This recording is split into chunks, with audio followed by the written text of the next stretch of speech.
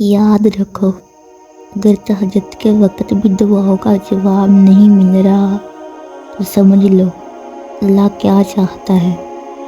اللہ تعالیٰ کس چیز کا اشارہ دے رہا ہے۔ سنو، مشکل حالات کا سامنا کرتے ہوئے، خاص طور پر جب انسان اللہ کے حضور تہجد میں دعائیں مانگتا ہے اور اپنی ہر حاجت بیان کرتا ہے لیکن جواب میں خاموشی ہوتی ہے، یہ ایک بہت بڑا امتحان ہوتا ہے۔ ایسے لمحے میں دل ٹوٹنے لگتا ہے، انسان کو لگتا ہے کہ شاید اللہ ہم سے ناراض ہے یا ہماری دعائیں قبول نہیں ہو رہی۔ لیکن یاد رکھو، یہ وقت اصل میں اللہ تعالیٰ کی محبت کا وقت ہوتا ہے۔ ہر امتحان کے پیچھے اللہ تعالیٰ کی حکمت اور محبت پوشیدہ ہوتی ہے۔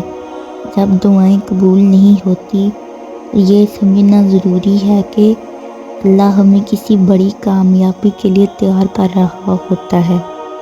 اللہ تعالیٰ کبھی ہمیں وہ چیزیں فوراً عطا نہیں کرتا جس کی ہم تمنا کرتے ہیں، بلکہ وہ ہمیشہ بہتر وقت اور بہتر چیز کا انتظار کرواتا ہے۔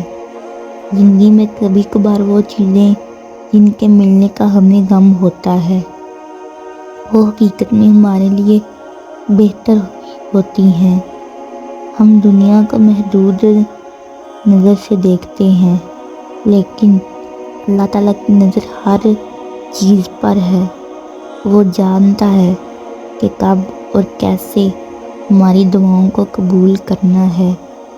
ہر دعا ایک امتحان ہے اور ہر امتحان کے پیچھے اللہ کی خاص منصوبہ بندی ہوتی ہے۔ کبھی کبھار اللہ ہماری دعاؤں کو فوراً اس لیے قبول نہیں کرتا کیونکہ وہ ہمیں مضبوط بنانا چاہتا ہے۔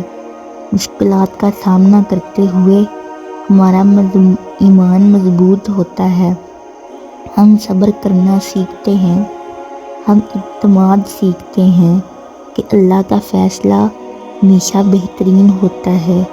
یہ وہ لمحے ہوتے ہیں جب ہمیں اپنی دعاؤں میں اور زیادہ عاجزی اور یقین لانا ہوتا ہے۔